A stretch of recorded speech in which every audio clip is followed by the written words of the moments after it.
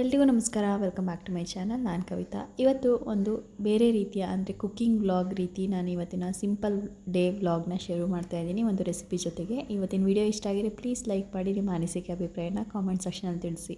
ಇವತ್ತು ಒಂದು healthy high protein ಆಗಿರುವಂಥ ವೆಯ್ಟ್ ಲಾಸ್ ಮಾಡೋರ್ಗಾಗಿರ್ಬೋದು ಅಥವಾ ಲಂಚ್ ಬಾಕ್ಸ್ಗಾಗಿರ್ಬೋದು, ಮಕ್ಳಿಗಂತೂ ಎಲ್ರಿಗೂ ಇಷ್ಟ ಆಗೋಂಥ ಒಂದು ಪ್ರೋಟೀನ್ ಪರಾಟ ರೆಸಿಪಿನ ಶೇರ್ ಮಾಡ್ತಾ ಇದ್ದೀನಿ. ಇದನ್ನು ಮಾಡಲಿಕ್ಕೆ ಮೊದಲಿಗೆ ಒಂದು ಪಾತ್ರೆಯಲ್ಲಿ 2 ಕಪ್ಪಷ್ಟು ಗೋಧಿ ಹಿಟ್ಟನ್ನು ಬಳಸ್ಕೊಂಡು ರುಚಿಗೆ ತಕ್ಕಷ್ಟು ಉಪ್ಪು, ಸ್ವಲ್ಪನೇ ನೀರನ್ನು ಸೇರಿಸ್ಕೊಂಡು ಗಟ್ಟಿಯಾಗಿ ಕಲಸಿ ಇಟ್ಕೊತಾ ಇದ್ದೀನಿ. ಇದನ್ನು ಒಂದು 10ರಿಂದ 15 ನಿಮಿಷ ಮುಂಚೆನೇ ನೆನೆಸಿ ಇಟ್ಕೊಂಡ್ರೆ ನಮಗೆ ಪರಾಟ ಮಾಡಲಿಕ್ಕೆ ತುಂಬಾ ಈಸಿ ಆಗುತ್ತೆ. ಹಾಗಾಗಿ ಇದು ಸ್ವಲ್ಪ ಚೆನ್ನಾಗಿ ಸಾಫ್ಟ್ ಆಗೋಷ್ಟರೊಳಗೆ ಅದಕ್ಕೆ ಬೇಕಾಗಿರುವಂಥ ಮಿಕ್ಸ್ಚರ್ ಏನಿರುತ್ತೆ ಪನ್ನೀರ್ದು, ಅದು ಮಸಾಲೆನ ಪ್ರಿಪೇರ್ ಮಾಡ್ಕೊತಾ ಇದ್ದೀನಿ. ಇದಕ್ಕೆ ಒಂದು 200 ಗ್ರಾಮಷ್ಟು ಪನ್ನೀರನ್ನ ಗ್ರೇಟ್ ಮಾಡಿ ಇಟ್ಕೊಂಡು ಅದಕ್ಕೆ ಬೇಕಾಗಿರೋಂಥ ಈರುಳ್ಳಿ, ಕೊತ್ತಂಬರಿ ಸೊಪ್ಪು ಅಥವಾ ಸ್ಪೈಸೀಸ್ ಏನೆಲ್ಲ ಬೇಕೋ ಅದನ್ನು ಆ್ಯಡ್ ಮಾಡ್ಕೊತಾ ಇದ್ದೀನಿ. ಸುಮಾರು 2 ಇವಾಗ ಇದಕ್ಕೆ ಸಣ್ಣಗೆ ಹಚ್ಚಿರೋಂಥ 2 ಈರುಳ್ಳಿ, ಸ್ವಲ್ಪ ಕೊತ್ತಂಬರಿ ಸೊಪ್ಪು, ಅರ್ಧ ಸ್ಪೂನಷ್ಟು ಪೆಪ್ಪರ್ ಪೌಡರ್, ಹಾಗೆ ಖಾರಕ್ಕೆ ಖಾರದ ಪುಡಿಯನ್ನು ಸೇರಿಸ್ತಾ ಇದ್ದೀನಿ 2 ಸ್ಪೂನಷ್ಟು, ಅರ್ಧ ಸ್ಪೂನಷ್ಟು ಗರಂ ಮಸಾಲ, ಒಂದು ಅರ್ಧ ಸ್ಪೂನಷ್ಟು ಧನಿಯಾ ಪೌಡರ್ನ ಕೂಡ ಆ್ಯಡ್ ಮಾಡಿದ್ದೀನಿ. ಬೇಕಿದ್ದರೆ ಚಾಟ್ ಮಸಾಲ ಕೂಡ ನೀವು ಆ್ಯಡ್ ಮಾಡ್ಕೋಬೋದು.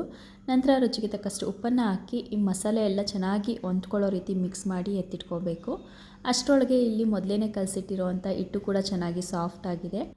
ಇವಾಗ ನಿಮಗೆ ಯಾವ ಸೈಜ್ಗೆ ಪರೋಟ ಬೇಕೋ ಆ ಸೈಜ್ಗೆ ಹಿಟ್ಟುಗಳನ್ನ ಮೊದಲೇ ಮಾಡಿ ಇಟ್ಕೊಬಿಟ್ರೆ ನಂತರ ಸ್ಟಫಿಂಗ್ ಮಾಡಿ ಲಟ್ಟಿಸ್ಲಿಕ್ಕೆ ಈಸಿ ಆಗುತ್ತೆ.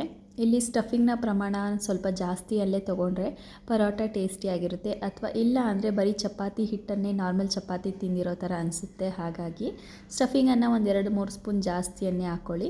ಹಿಟ್ಟಿನ ಪ್ರಮಾಣನ ಸ್ವಲ್ಪ ಕಡಿಮೆ ಮಾಡ್ಕೊಳ್ಳೋದ್ರಿಂದ ಪರೋಟ ಅನ್ನೋದು ಚೆನ್ನಾಗಿ ಬರುತ್ತೆ. ಎಲ್ಲೂ ಸಹ ಕಿತ್ತು ಬರೋದಾಗಿರ್ಬೋದು ಅಥವಾ ಸ್ಟಫಿಂಗ್ ಎಲ್ಲ ಆಚೆ ಬರೋದಾಗಿರ್ಬೋದು ಆಗೋದಿಲ್ಲ. ಸ್ವಲ್ಪ ಡ್ರೈ ಹಿಟ್ಟು ಪೌಡರ್ ಏನಿರುತ್ತಲ್ಲ ಅದನ್ನು ಜಾಸ್ತಿ ಪ್ರಮಾಣದಲ್ಲಿ ಹಾಕ್ಕೊಂಡು ಲಟ್ಟಿಸ್ಕೊಳ್ಳೋದ್ರಿಂದ ಎಲ್ಲೂ ಸಹ ಅದು ಕಿತ್ತೋಗೋ ಚಾನ್ಸಸ್ ಇರೋದಿಲ್ಲ.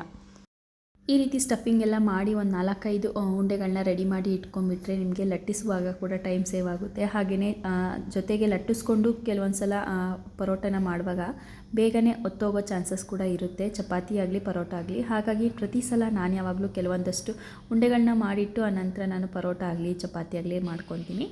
ಇವಾಗ ಇದಕ್ಕೆ 2 ಕಡೆ ಸ್ವಲ್ಪ ಎಣ್ಣೆಯನ್ನು ಹಾಕ್ಕೊಂಡು ಬೇಯಿಸ್ಕೊತಾ ಇದ್ದೀನಿ. ಅಥವಾ ನೀವು ಬೆಣ್ಣೆ ಅಥವಾ ತುಪ್ಪನ ಕೂಡ ಸವರ್ಕೊಂಡು ಚೆನ್ನಾಗಿ 2 ಕಡೆ ಬೇಯಿಸ್ಕೊಂಡ್ರೆ ಮೀಡಿಯಮ್ ಫ್ಲೇಮ್ನಲ್ಲಿ ನಮಗೆ ಪರ್ಫೆಕ್ಟ್ ಆಗಿರುವಂಥ ಪನ್ನೀರ್ ಪರಾಟ ರೆಡಿಯಾಗಿರುತ್ತೆ. ಇದನ್ನು ಲಂಚ್ ಬಾಕ್ಸ್ಗೆ ಆಗಿರ್ಬೋದು ಅಥವಾ ಬ್ರೇಕ್ಫಾಸ್ಟ್ಗೆ ಕೂಡ ನೀವು ಆರಾಮಾಗಿ ಮಾಡಿಕೊಡ್ಬೋದು. ಮಕ್ಳಿಗಂತೂ ಯಾರೆಲ್ಲ ಪನ್ನೀರ್ ಇಷ್ಟಪಡ್ತವ್ರಿಗೆ ತುಂಬಾ ಇಷ್ಟ ಆಗುತ್ತೆ.